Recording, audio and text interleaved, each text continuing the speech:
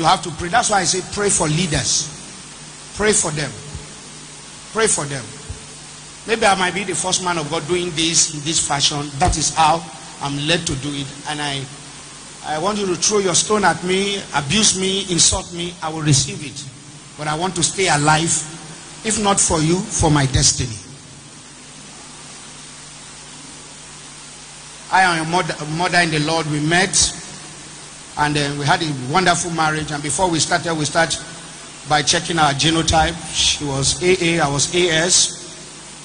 It's difficult for me to say, but I have to say it this way and stop at a particular point. And then we had our first daughter, a wonderful child. And eventually we discovered she was sickle cell anemia. You've seen me pray for people here with sickle cell anemia, and God has been doing miracles. I saw it as a battle and a challenge for me as your father, which is a trial of faith for me, which is not a problem. Not a problem at all. I embraced my daughter and we had good time in my family. And that's all. We flowed with my wife and everything was okay. And then discovered in the course of time that she was actually AS. No problem. It was not a battle. But one thing led to another thing. Something happened, which I don't want to go into those details. And what happened is what we make a man to divorce his wife. Scripturally, I had a backing for that.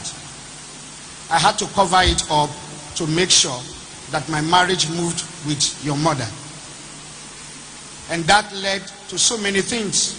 So many things. You see, because I'm a man of God, I cannot divorce my wife.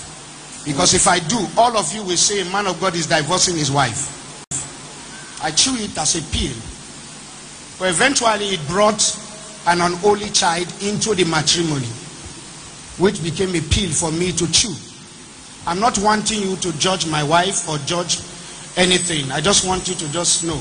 It led to that and brought me, we had serious battles here and there, families, interventions and everything. We covered it. We would have not gotten to this point today if my wife had listened to me when we had the battle. I also went out and have a child outside wedlock. And then it became a battle in the family. And so this battle has become a big one that some men of God are taking advantage of this battle, of that battle, and sons who are under me who are very bad. I feed on this battle. I've tried for 7 years to stable the vehicle, but it has not been. I want you to take the blame to be on me, but I want you to know that it started from this point to that point. As it is now, it has become a pain, because when your wife begins to fight you on everywhere you go, insulting you, throwing you, I told her, I said, don't fight me, let's solve this problem in the secret. If we cannot solve it, I'll come to the wall, I'll confess my sin to the wall, receive the insult, and end the marriage. And that is what I'm doing today. Because the battle is bad. He has pushed me to this point today that I'm confessing to the whole world. I want the world to know. I want you to insult me, but I said the day I open up to the world of what because this battle didn't start as if Papa started the battle. She pushed me to this, and I covered her up, and I did not divorce her. And when mine came, she threw me to the wall, sending, everywhere I go, my wife is calling people, telling people, sending pictures, sending this. I feel it's so bad because I'm not sleeping. I'm not sleeping.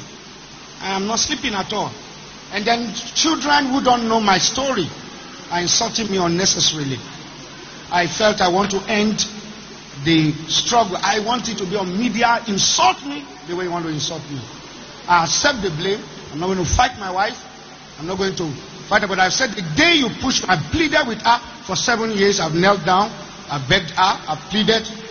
But she chose to make me a laughing stock before people. And I said to her, the day I come up to the air,